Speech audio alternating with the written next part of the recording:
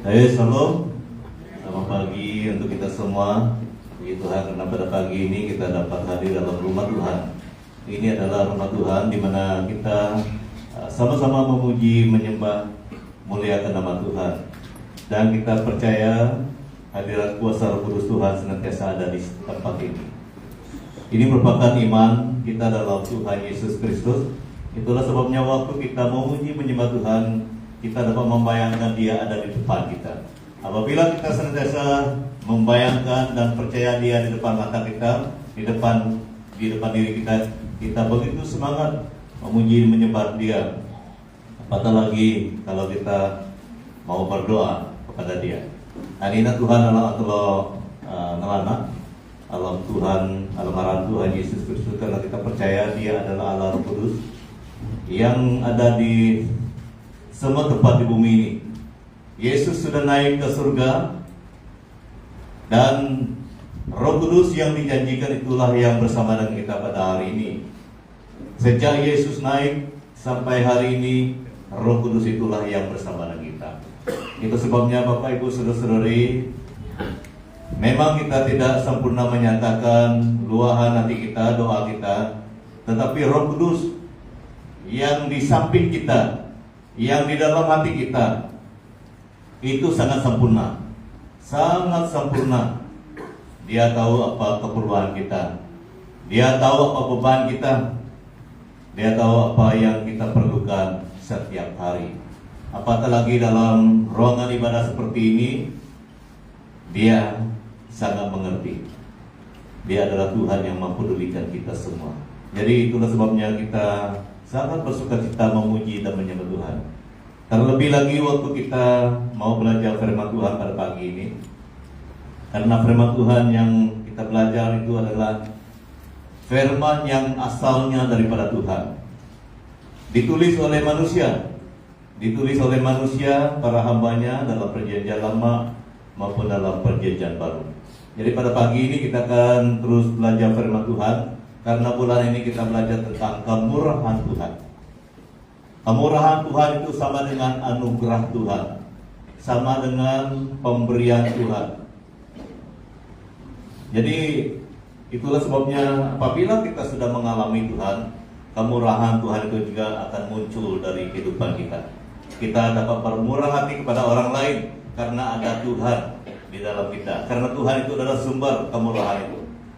Minggu lalu kita belajar dari khotbah Reverend Henry tentang ibu bapak yang dipimpin oleh kemurahan Tuhan. Ada 5 perkara.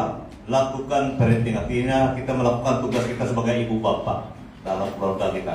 Yang kedua, kita sebagai ibu bapak yang penuh ataupun dipimpin oleh kemurahan itu penuh dengan pengasih dan pemurah. Kita sangat mengasihi dan kita murah hati. Nomor 3, kita suka mengampuni. Kita tidak berat ataupun kita tidak rasa kaku, tidak rasa berat untuk mengampuni, tetapi kita seperti Tuhan kita mengampuni. Itu yang dikatakan dalam message minggu lalu. Yang kedua, kita belajar mengasihi seperti Tuhan. Kita boleh mengasihi seperti Tuhan. Yang kelima itu sokongan community. Kita saling memerlukan. Kamu memerlukan saya memerlukan kamu, dan kamu semua kita memerlukan satu dengan lain di belakang dan depan kita. Itulah kehidupan kita di dalam Tuhan yang dipimpin oleh kemurahan Tuhan. Jadi pada pagi ini kita belajar satu firman Tuhan yang penting juga. Bagaimana kita mengalami kemurahan itu lebih lagi. Karena hanya satu sumber kemurahan dalam hidup kita, itu adalah Tuhan. Oleh sebab itu kita harus belajar satu teks ini, yaitu dari Mazmur 23, 1-6. Firman Tuhan berkata demikian, Tuhan adalah gembalaku, takkan kekurangan aku. Ia membaringkan aku di padang yang berumput hijau. Ia membimbing aku ke air yang tenang. Ia menyegarkan jiwaku. Ia menuntun aku di jalan yang benar oleh karena namanya. Sekalipun aku berjalan dalam lembah kekelaman, aku tidak takut bahaya, sebab Engkau besertaku, gadamu dan tongkatmu, itulah yang menghiburkan aku. Yang ke ayat 5, Engkau menyediakan hidangan bagiku di hadapan lawanku. Engkau mengurapi kepalaku dengan minyak, pialaku penuh melimpah. Kebajikan dan kemurahan belaka akan mengikuti aku seumur hidupku, dan aku akan diam dalam rumah Tuhan sepanjang masa. Mari kita berdoa. Tuhan Yesus, Engkau adalah sumber kemurahan itu. Apabila kami kenal Engkau, Engkau mengenal kami. Apabila kami percaya kepadamu, Engkau hadir dalam kehidupan kami, maka kemurahan itu akan terjadi dari hari ke hari dalam kehidupan ini. Tuhan Yesus, kami rindu supaya kemurahan Tuhan itu senantiasa mengalir dalam kehidupan kami. Karena itulah tujuan dan kehendak Tuhan dalam kehidupan kami yang percaya. Berkatilah pemberitaan firman Tuhan pada hari ini, agar kami benar-benar mengerti apa maksud Tuhan melalui firman ini. Dan di dalam nama Tuhan Yesus Kristus kami sudah berdoa. Amin. Jadi Bapak Ibu saudara-saudara yang kasih, kita harus kenal bahwa sumber kemurahan itu adalah datangnya daripada Tuhan kita Yesus Kristus. Jadi apabila kita mempunyai hubungan yang dekat, yang erat dengan Tuhan, pasti kemurahan itu akan terjadi melalui hidup kita. Kita akan melihat bagaimana hal itu boleh terjadi. Karena tema kita pada hari ini adalah alami kemurahan Tuhan. Dari Mazmur yang saya bawa kita belajar pada hari ini mendorong kita supaya kita terus mengalami dan terus mempunyai semangat untuk mengalami kemurahan itu bersama Tuhan, bersama ataupun di dalam Tuhan.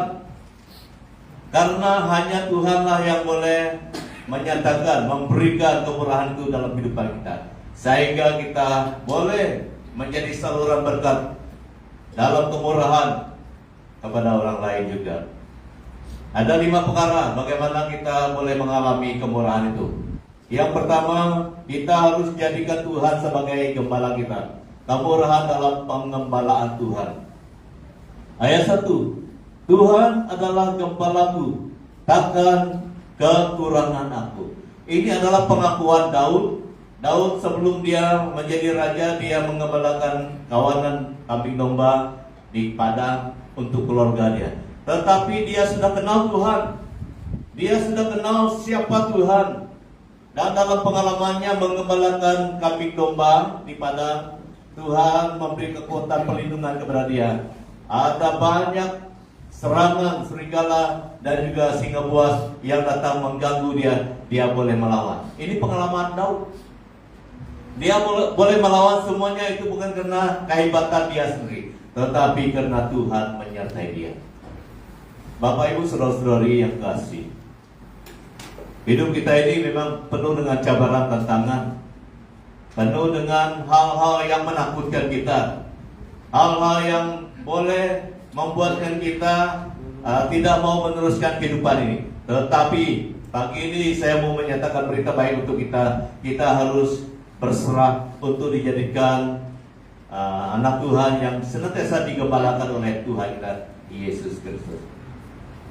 Tuhan adalah gembala yang boleh menolong kita semua. Seperti mana pengalaman Daud,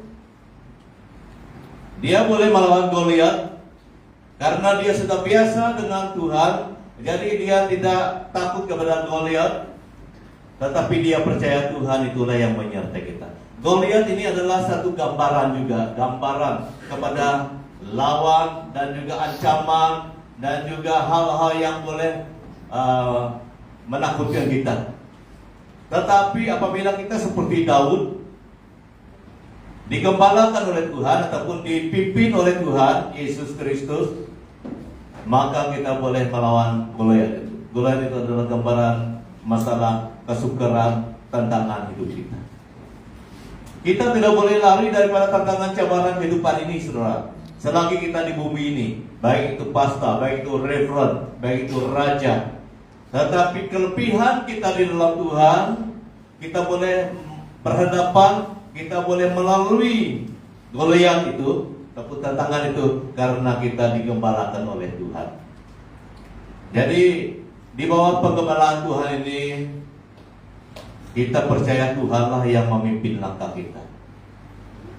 Kita percaya dan kita terus bergantung penuh pada Tuhan. Seperti mana Daud juga senantiasa menang dalam peperangan dan sebagainya. Dalam kehidupannya itu, karena dia dengan Tuhan itu memang akrab. Sekalipun Daud ada juga masa dia lalai, dia memang ada juga, kalau kita membaca firman Tuhan, ada dosa juga yang pernah dia lakukan. Tetapi hubungannya dengan Tuhan tidak pernah putus. Amin. Hubungan dengan Tuhan tidak pernah putus. Demikian juga dengan kita. Kadang-kadang memang ada juga kelalaian kita, memang ada juga kesilapan kita. Tetapi hubungan kita dengan Tuhan itu jangan biar putus. Ini adalah kebiasaan hidup kita. Daud sendiri pun ada pengalaman dia berbuat dosa, tetapi dia kembali menyembah Tuhan. Hubungannya dengan Tuhan itu tidak pernah putus. Ini yang kita perlu pegang, saudara. Apabila kita menjadikan Tuhan sebagai gembala kita, yang memimpin kita, kita percaya Tuhan yang kita andalkan itu yang menolong kita. Ada satu kawan yang pernah bersama dengan saya di Kucing dulu, dia sudah meninggal dunia, Benjamin Stewart. Waktu saya belajar melanjutkan studi di Kucing bersama dengan Batu Malang dan juga Estri Tianti, kami tinggal 1 tahun di Kucing bersama dengan Pastor Trump.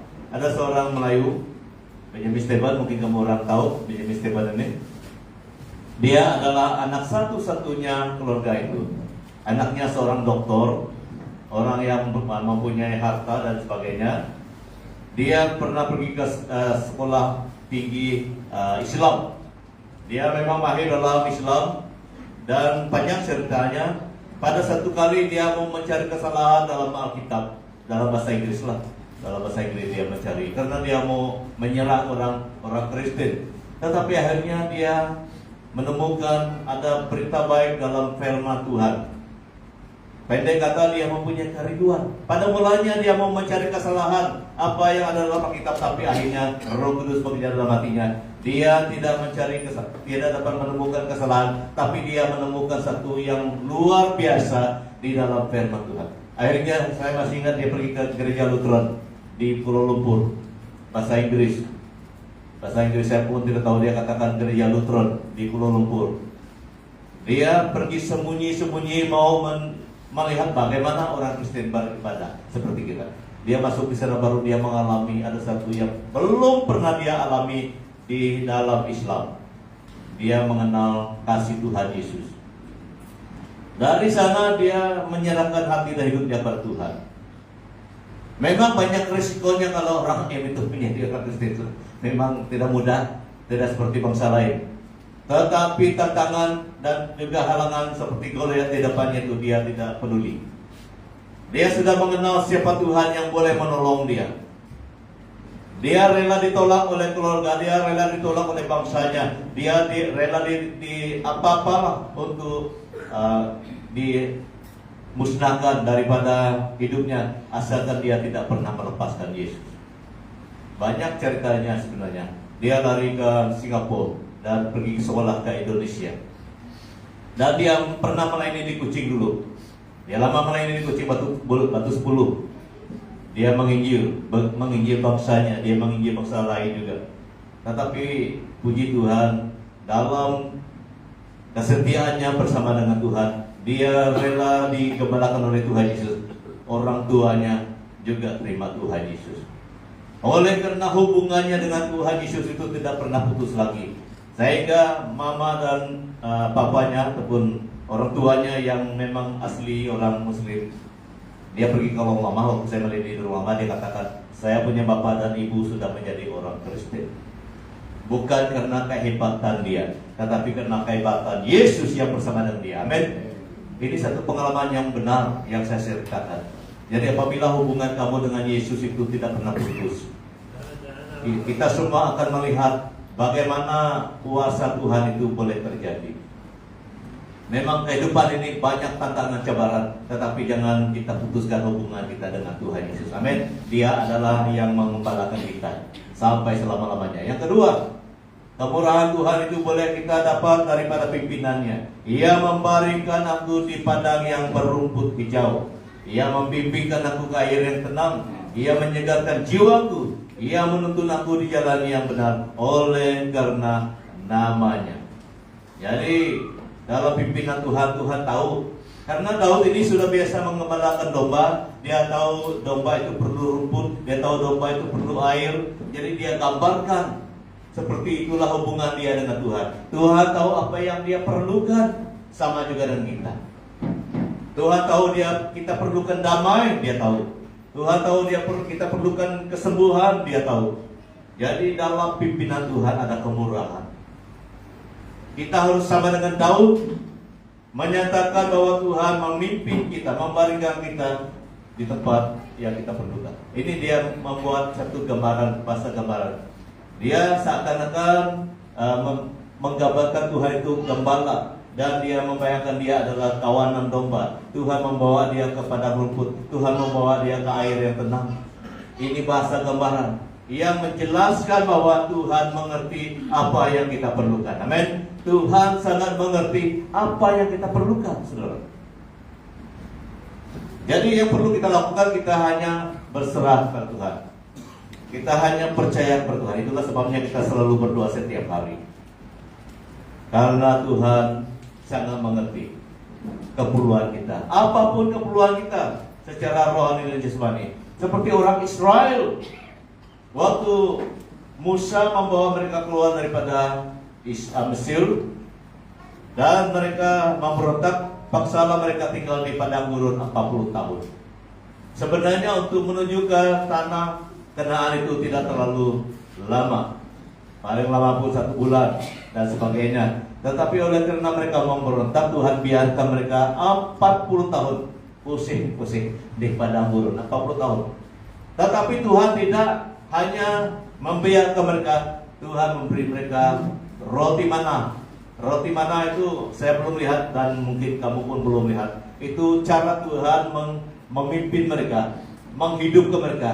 Burung mana pula. Itu roti mana itu diberikan setiap pagi. Setiap pagi Tuhan berikan roti itu. Dan di sebelah petang dia memberi burung puyuh terbang rendah, dan mereka boleh tangkap itu dengan senang saja. Burung puyuh dan roti mana itulah makanan mereka selama 40 tahun. 40 tahun. Saya pun heran waktu saya belajar ini dari dulu sampai sekarang. Itulah cara Tuhan menolong mereka. Dan itu zaman itu. Tetapi dari zaman ke zaman memang ada saja cara Tuhan menolong kita. Kalau kita ingat COVID dulu, mau beli sabun pun tidak boleh, mau beli gula pun tidak boleh kan, 2 tahun itu. Mau keluar memang perlu pamit dan sebagainya, mau pergi ke tempat mana-mana. Jadi sebagai kepala keluarga kita paksa beranikan diri mencari jalan bagaimana kita boleh mencari belanja untuk anak dan juga ahli keluarga kita. Selama 2 tahun kita dalam keadaan yang tidak berapa selesa. Tetapi ada saja cara Tuhan yang menolong kita sampai hari ini. Kita boleh melihat saudara kita di sebelah kiri kanan itu, karena kita masih hidup sampai hari ini. Itu adalah cara Tuhan menolong kita. Amin. Ada saja cara Tuhan menolong kita. Seperti mana Tuhan sudah menolong kita, karena Dia tahu keperluan kita. Seperti itulah Dia akan menolong kita sampai di penghujung hidup kita. Amin. Itu iman kita. Kita harus percaya ada kemurahan Tuhan dalam pimpinan Tuhan. 5 roti dan 2 ikan itu dinyatakan dalam Alkitab sebagai bukti bahwa Tuhan berkuasa mencukupkan keperluan manusia. Mencukupkan keperluan manusia. Jadi kalau kita hitung pengalaman kita, masing-masing ada pengalaman. Apatah lagi kalau kita membesarkan anak-anak dan juga kita yang ada cucu sekarang. Memang kalau kita hitung sebelum kita ada cucu, kita mulai mempunyai anak, memang ada pengalaman susah yang kita hadapi. Tapi kita masih ada sampai hari ini karena ada sejak cara Tuhan menolong kita. Jadi saudara, Bapak Ibu yang kasih, apa yang kita lakukan adalah kita harus tetap percaya pada Tuhan. Yang seterusnya adalah Ia menyegarkan jiwaku. Jiwa ini adalah satu perkara yang penting dalam diri kita. Jiwa itu terdapat dalam hati dan roh kita. Dia macam ada kesatuan di sana, ada kesatuan dalam hati kita. Itu adalah jiwa. merupakan satu perkara yang sangat perlu. Tetapi apabila dia tertekan, apabila dia mempunyai masalah, ada sesuatu yang tidak kena, hanya Tuhan yang boleh menyegarkan. Seperti Musa memimpin orang Israel bukan sedikit, tetapi Tuhan tahu dia memang susah. Dia selalu menghiburkan hati Musa. Itulah dia membawa Harun bersama dengan dia, karena Harun itulah yang dipakai oleh Tuhan untuk menyegarkan hati Musa dan jiwanya sekali. Karena memimpin orang ramai ini tidak mudah, saudara. Apatah lagi orang Israel yang sampai dekat 1 jutaan itu. Memimpin dalam kampung, kalau kampung atau kampung, memimpin orang yang 200-300 orang itu pun tidak mudah, saudara.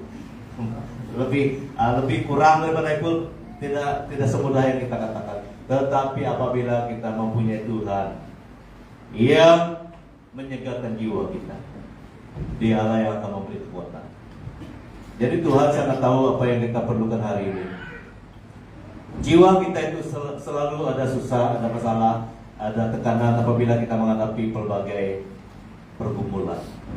Mungkin masalah kita tidak sama, tetapi pergumulan masalah apapun yang ada memang itu akan menyusahkan kita. Tetapi apabila kita mempunyai Tuhan yang dapat menyegarkan jiwa kita, itulah yang dapat memberi kita semangat.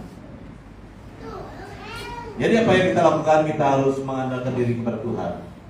Yang dipakai oleh Tuhan untuk menyegarkan jiwa kita hari ini adalah firman dan Roh Kudus-Nya. Apabila kamu berdoa dan apabila kita berdoa, memang Tuhan akan selalu menyatakan firman yang perlu pada masa kita berhadapan dengan apapun situasi. Seperti pengalaman saya waktu mau melayani orang, baik itu orang sakit, baik itu orang yang mau dilayani dengan apa saja, konseling orang untuk tunang, konseling orang untuk baptisan dan sebagainya. Saya harus berdoa dan saya biasa berdoa, dan Tuhan memberikan teks-teks firman-firman yang perlu bagi saya waktu itu. Apatah lagi kalau ada orang meninggal dalam masa yang kita tidak sangka-sangkakan. Dan saya terus berdoa, Tuhan, apa yang saya perlu lakukan untuk saya sampaikan kepada jemaatmu yang sedang berduka. Ini yang biasa saya lakukan. Dan Tuhan selalu memberi message firman Tuhan yang perlu masa itu, sehingga hati saya, jiwa saya tenang. Saya dapat menyatakan itu dengan penuh sukacita, karena saya percaya itulah yang Tuhan mau sampaikan. Jadi demikianlah Tuhan menggembalakan kita, Tuhan memimpin kita. Dia dapat menghiburkan jiwa kita, apapun yang menekan jiwa kita. Apapun yang menekan jiwa kita. Itu sebabnya kita perlu berserah dan terus berserah pada Tuhan kita Yesus Kristus. Karena Dialah yang dapat memberi ketenangan dalam jiwa kita. Manusia lain tidak tahu apa yang terjadi dalam jiwa dan hati kita. Manusia lain tidak tahu. Sekalipun dia adalah reverend, sekalipun dia adalah orang yang mempunyai pendidikan yang tinggi, dia tidak akan pernah tahu. Tetapi Tuhan senantiasa tahu apa yang sedang kita hadapi. Puji Tuhan, karena Tuhan itu dapat menolong kita, saudara. Jadi itu sebabnya kita senantiasa berdoa dan menyembah Tuhan. Yang ketiga adalah sekalipun, ini lebih makin dalam lagi. Sekalipun aku berjalan dalam lembah kekelaman, aku tidak takut bahaya. Takut bahaya sebab Engkau besertaku, gadamu dan tongkatmu, itulah yang menghiburkan aku. Gada itu adalah senjata gembala. Apabila seorang gembala pergi mengembalakan kawanan dombanya, ada gada. Gada itu adalah kayu yang begitu keras dan sebagai senjata untuk melawan singa, untuk melawan binatang buas. Dan tongkat itu dipakai oleh gembala untuk membawa domba yang sesat. Apabila domba itu pergi ke jalan lain, dia akan kait dengan suap. Tongkat itu ada bengkok di ujung dia. Dia pakai yang bengkok itu, dia letak di tekuk dia tarik kembali. Jadi itu adalah hal yang dipakai oleh Daud untuk menjelaskan apa yang ada pada Tuhan. Gada itu adalah senjata, dan tongkat itu adalah yang membawa kita balik kepada jalan yang dikehendaki Tuhan. Tongkat itu adalah firman, dan gada itu adalah Roh Kudus Tuhan. Dia ada di dalam kehidupan kita yang percaya. Roh Kudus Tuhan dan firman itu adalah senjata Tuhan. Dialah yang dipakai oleh Tuhan untuk menolong kita. Untuk menolong kita. Sekalipun kita berhadapan dengan tantangan dan juga apapun cabaran, tetapi gada Tuhan. Gada itu adalah senjata. Senjata Tuhan, firman dan Roh Kudusnya itu adalah sama dengan tongkat dan gada. Senjata dan pembawa kita balik kepada jalan Tuhan. Dia dipakai Tuhan sampai hari ini. Sampai hari ini, sampai selama-lamanya. Itulah yang ada dengan kita, yang merupakan sumber daripada Tuhan, yang menolong kita. Kalau kita melihat dalam Roma 8 ayat 31 sampai 39 itu, apapun yang ada dalam dunia ini, baik itu malaikat, baik itu maut, baik itu hal-hal yang menakutkan, tidak akan dapat memisahkan kita dengan kasih Kristus. Jadi karena Tuhan senantiasa melindungi kita, Dia senantiasa menolong kita. Itu sebabnya kemurahan Tuhan itu selalu ada dalam perlindungan Tuhan. Jadi saya percaya kita juga mempunyai pengalaman bagaimana Tuhan melindungi kita. Waktu saya ingat dalam penginjilan, waktu kita pergi ke rumah-rumah penginjilan, di tempat-tempat penginjilan, ada banyak yang sebenarnya menyerang kita, tetapi kita selalu dilindungi. Kita selalu dilindungi oleh Tuhan. Dan ada beberapa kali pengalaman membakar jimat tuh. Saya heran juga waktu membakar jimat, ada banyak warna-warna yang di dalam api itu. Saya pernah lihat itu. Itu adalah tanda-tanda ada roh jahat di dalam jimat itu, di dalam kuasa gelap. Ada biru, ada macam warna merah, ada juga warna yang kelabu dan sebagainya. Waktu kita membakar jimat, ada beberapa kali lah di barang dulu. Waktu pergi ke Lovisa, waktu pergi ke rumah-rumah yang masih baru lah, masih baru terima Tuhan. Saya melihat dengan mata kepala sendiri tentang itu. Itu adalah kuasa jahat, tetapi Tuhan melindungi. Tuhan melindungi dalam perjalanan dan pelayanan kita. Sampai hari ini Tuhan selalu melindungi kita. Sekalipun kita berjalan dalam lembah kekelaman. Pengalaman saya di Roma dulu ada satu peristiwa. Tiba-tiba seorang menjerit di gereja. Saya pun berdoa, kenapa dia menjerit? Itu adalah dalam musim Christmas Eve, malam 24. Ada seorang tiba-tiba menjerit di belakang sana. Semua orang dalam keheranan. Mereka terkejut. Itu adalah seorang daripada camp. Dia datang sembahyang ke kami. Rupa-rupanya ada jimat di pergelangan kaki dia. Kami bawa dia ke bilik sebelah, dan kami tanya dia dan berdoa. Dia mengakulah ini merupakan ikatan yang ada pada saya. Kalau bukan Tuhan, kita tidak dapat melawan kegelapan.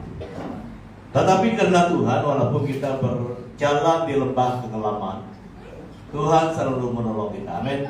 Ini kekuatan kita di dalam Tuhan Yesus Kristus. Kalau kita imbas kembali pengalaman yang lalu itu, banyak hal-hal yang kita lihat tanda-tanda serangan-serangan daripada kegelapan itu. Tetapi Tuhan selalu melindungi. Selalu melindungi. Demikian juga waktu Histria, kata mereka tuh. Saya begitu banyak belajar dari Histria nih, di Longlama, SMK Longlama itu. Orang teriak sana sini begitu banyak, orang Buddha, orang Alsi, orang kita SMP juga teriak sana sini. Saya pun heran. Itu adalah pengalaman kita melayani mereka. Tetapi apabila saya membawa mereka belajar firman Tuhan, ingat Tuhan Yesus, baru mereka lepas satu persatu, satu persatu. Pasti lepas. Pasti lepas. Karena Tuhan tidak pernah lupa menolong. Orang Cina yang Buddha itu pun saya doa juga waktu itu bersama dengan dekan-dekan. Mereka pun kena, ada satu doa yang kena. Karena macam kena awin pegawai ini dah aja kan apa? Macam jakitan juga histeria ini. Saya pernah lihat itu. Tetapi itu adalah pergerakan kegelapan di tengah-tengah mereka. Tetapi puji Tuhan, Tuhan tidak pernah lupa menolong kita dalam hal yang seperti itu. Sekalipun kita berjalan dalam lembah kekelaman, Dia tetap menolong kita. Ini adalah pengalaman kita bersama dengan Tuhan. Dia menyediakan hidangan. Engkau menyediakan hidangan di hadapan lawan. Ini adalah satu hal yang kita perlu belajar. Kenapa Daud katakan, engkau menyediakan hidangan bagiku di hadapan lawanku. Engkau mengurapi kepalaku dengan minyak, pialaku penuh melimpah. Ada 3 perkara yang sangat penting yang kita belajar dari bahagian ini, dari ayat ini. Yang pertama itu adalah apa artinya engkau menyediakan hidangan bagiku di hadapan lawan. Dalam hal yang tidak mungkin, yang sangat mustahil bagi manusia, tetapi Tuhan tetap menolong. Itu artinya tidak ada halangan apapun yang boleh menggagalkan Tuhan menolong kita. Itu artinya engkau menyediakan hidangan. Hidangan itu adalah keperluan bagi Daud, bagi kita di hadapan lawan. Lawan itu adalah yang mau mengancam kita, yang menghalang kita, tetapi Tuhan tidak pernah gagal. Tuhan tidak pernah gagal menolong. Ini berita baik untuk kita semua. Kalau kita di dalam jaminan Tuhan, kalau kita berserah, ada jaminan Tuhan, kemurahan Tuhan terjadi. Kalau kita melihat Daud dicari oleh Raja Daud, dicari oleh Raja Saul untuk dibunuh, tetapi Tuhan tetap menjaga Daud. Tidak pernah Saul berjaya menangkap dia. Sekalipun dia mengerahkan begitu banyak orang untuk mencari Daud, tetapi Tuhan tetap melindungi dia. Itu adalah hal yang mustahil. Mustahil Daud selamat. Kalau bukan Tuhan, dia tidak akan selamat. Demikian juga kita hari ini, saudara. Kalau kita melihat beban-beban yang ada dalam kehidupan kita, macam tidak ada lagi harapan. Tetapi apabila kita berserah, Tuhan menjamin hidup kita. Dalam hal yang mustahil pun Tuhan tetap memberi sesuatu yang perlu. Karena hidangan itu adalah keperluan kita, adalah gambaran kepada apa yang kita perlu pada hari itu. Musuh atau perlawanan itu adalah hal yang mustahil. Dalam hal yang mustahil pun kita dapat ditolong oleh Tuhan. Kalau ingatkan, itulah saya selalu dorong kita dalam retreat dan sebagainya. Karena itu pengalaman saya. Kalau saya ingat waktu saya pergi sekolah Injil dulu, saya heran, kenapa Tuhan, kenapa pula Tuhan bergerak dalam hati saya. Sedangkan saya adalah orang yang belum ada pengalaman, tidak ada kepandaian untuk berdiri di depan orang, untuk memberi firman Tuhan, untuk menyatakan firman Tuhan. Saya berapa kali berdoa di istimewa ulama dulu. Ada masanya memang tidak mau meneruskan pendidikan, tetapi Tuhan terus bekerja. Tuhan terus bekerja dalam hati, dan sampai hari ini saya melihat bagaimana Tuhan dapat menolong saya. Sekalipun saya memang tahu saya banyak kekurangan, banyak keterbatasan, tetapi dalam hal yang mustahil seperti itu pun, Bapak Ibu saudari, Tuhan senantiasa menjamin kita. Amin. Tuhan senantiasa menjamin kita. Saya tidak tahu apa yang kita perlukan hari ini, tetapi angkatlah hati dan hidup kita, angkatlah doa kita kepada Tuhan. Semayang Pak, tolong semayang Pak, tolong. Usia kami pestanong masih jemaat Tuhan. Rebulan pun tidak dapat menolong siapa-siapa. Pendeta yang terkenal pun tidak dapat menolongkan siapa-siapa. Tetapi apabila kita berserah pada Tuhan, Dia menjamin hidup kita. dalam hal yang mustahil, dalam hal yang memang susah pun, Tuhan dapat menyediakan hidangan. Hidangan itu adalah gambaran kepada keperluan kita. Mungkin kamu perlukan hiburan, Tuhan berikan hiburan.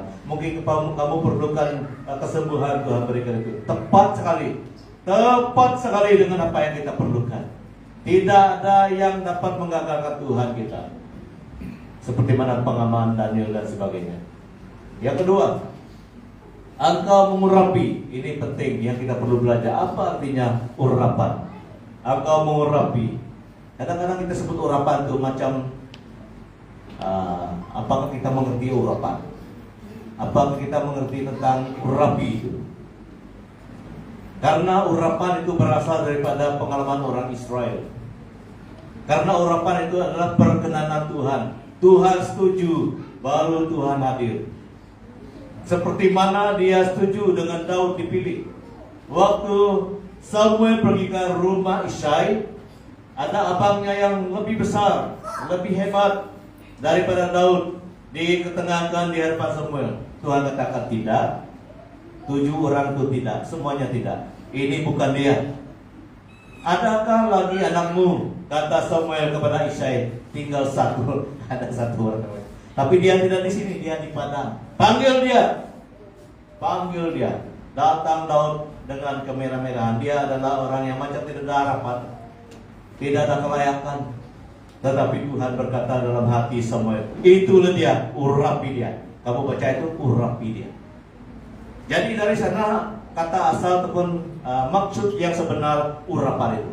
Urapannya telah turun. Dia tidak turun sembarangan kalau Tuhan tidak berkenan. Kuasa Tuhan tidak turun sembarangan kalau Tuhan tidak berkenan. Karena kita harus mengerti dari mana artinya urapan itu, urapi. Jadi waktu Tuhan bekerja dalam hati Samuel, itulah dia, urapi dia. Barulah Samuel mengurapi kepala Daud. Itu adalah orang yang berkenan di hadapan Tuhan, yang disertai oleh Tuhan. Dan arti kedua urapan itu adalah perlengkapan Tuhan dengan kuasa Roh Kudusnya. Kalau kita melihat Daud juga dilengkapi Tuhan dengan hikmat, dan dia main alat kecapi di hadapan Raja Saul. Waktu Raja Saul dalam keadaan serangan roh-roh lain, tetapi Daud dipakai Tuhan memain kecapi, sehingga Saul boleh tenang. Walaupun dia menikam tombak kepada Daud, tetapi Daud tidak pernah luka. Karena karunia Tuhan ada pada Daud. Jadi 2 maksud yang pasti yang asal daripada urapan itu adalah Tuhan berkenan dan Tuhan setuju dengan Daud. Dan yang kedua itu adalah Tuhan melengkapi. Baru urapan itu boleh turun, saudara. Urapan itu bukan hal yang murah. Urapan Tuhan itu bukan yang kita boleh suka hati ambil, macam kita ambil buah orang lain. Macam kita punya pisang di depan Amerika Selatan. Dia tidak punya, dia ambil saja. Urapan bukan begitu. Urapan adalah daripada Tuhan, bukan daripada reverend, bukan daripada pendeta. Urapan itu daripada Tuhan Yesus. Apabila Tuhan Yesus berkenan kepada kita, setuju dengan kita, barulah apa yang daripada dia itu boleh turun, saudara. Jadi saya mau katakan seperti ini supaya kita memahami tentang urapan. Engkau mengurapi aku, kepalaku dengan minyak. Minyak itu adalah lambang kepada perkenanan Tuhan. Seperti dia mengurapi Daud. Dan pialaku penuh. Piala itu adalah lambang sumber air yang kita perlukan. Air adalah 70% lebih dalam tubuh kita manusia. Jadi hal yang sangat penting dalam hidup kita adalah air. Dia senantiasa mempersiapkan piala penuh kepada Daud sebagai keperluan asas, keperluan yang sangat penting dalam kehidupan Daud. Dia cukupkan. Demikian juga Tuhan dalam kehidupan kita, saudara. Kita harus sungguh-sungguh pegang iman kita, pegang kasih kita sampai akhir hidup kita, apapun yang terjadi. Ini komitmen saya dan komitmen kita semua. Apapun yang terjadi, saya akan tetap percaya pada Tuhan karena pialaku penuh melimpah. Tuhan dapat mencukupkan apa yang perlu. Yang sangat perlu dalam kehidupan saya, Tuhan akan cukupkan. Itulah Yesus katakan dalam Matius 6 ayat 33, carilah dahulu kerjaan Allah dan kebenarannya, maka semuanya akan ditambahkan. Karena dari awal itu dia katakan jangan khawatir. Dia mengajar kita supaya kita jangan khawatir dalam kehidupan kita ini. Tetapi keutamaan kita adalah carilah kerjaan Allah dulu dan kebenarannya, maka semuanya itu Tuhan cukupkan. Jadi dalam hidup kita ada satu pribadi yang sangat penting. Itu adalah Tuhan Yesus.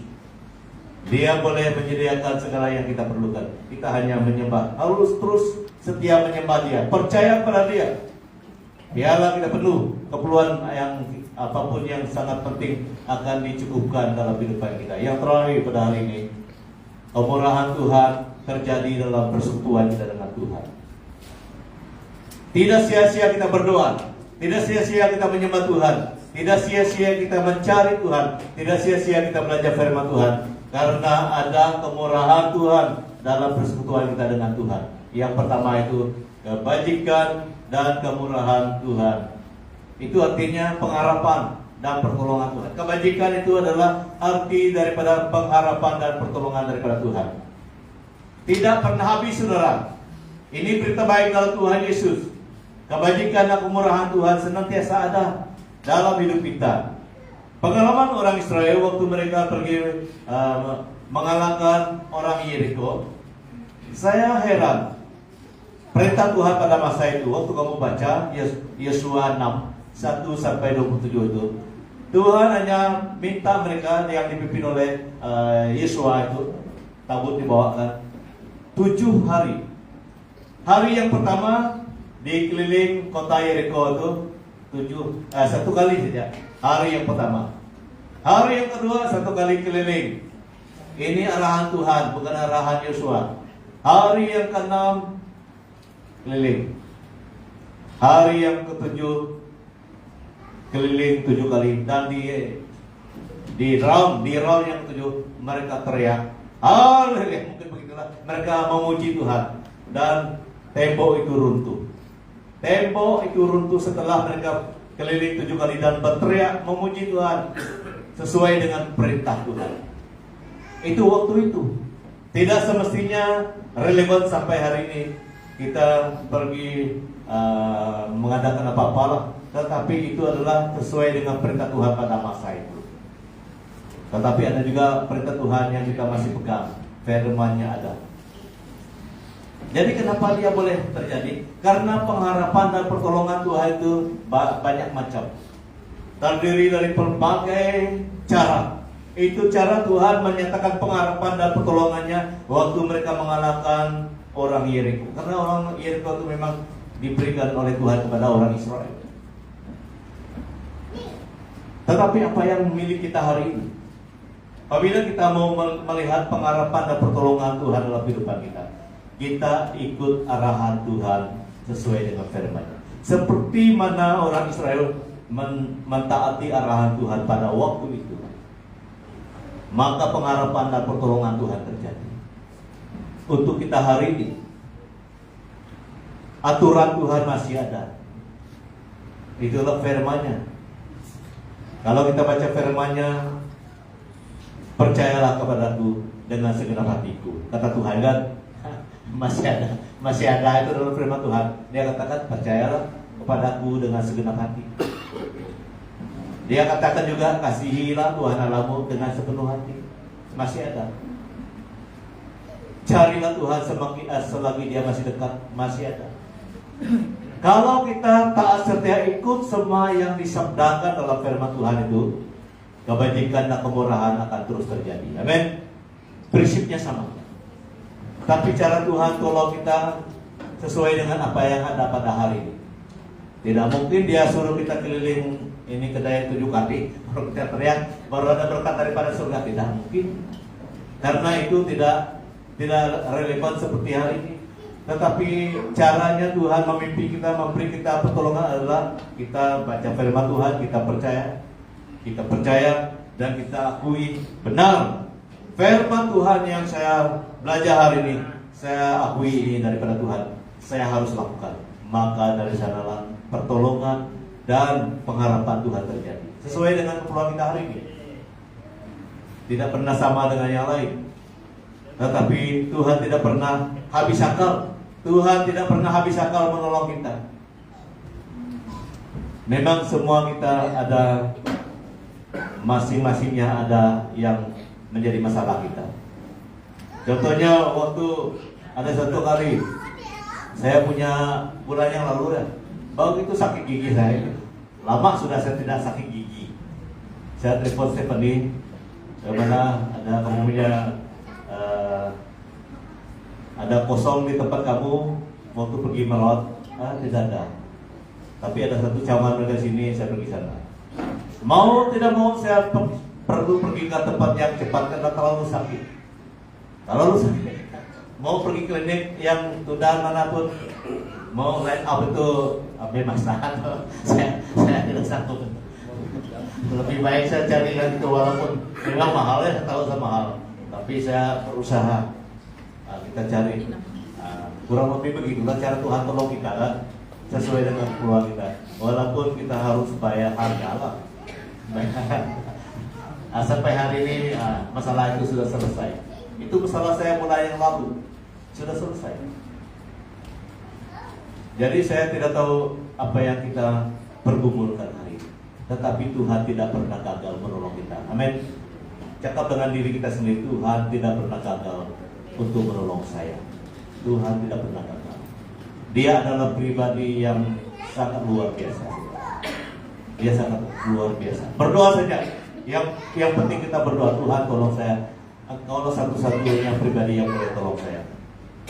Ikut prinsip Tuhan, baca firman Tuhan, kita harus percaya itu prinsip Dia.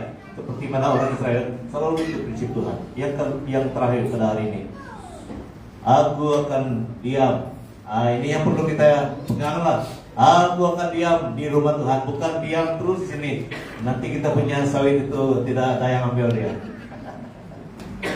Itu bukan secara harafiah atau secara akal budi manusia, tetapi diam dalam rumah Tuhan itu adalah hubungan kita dengan Tuhan itu senantiasa ada. Menyembah Tuhan itu artinya bukan terus di sini, nanti tidak ada yang pergi urus kita punya ladang dan sebagainya.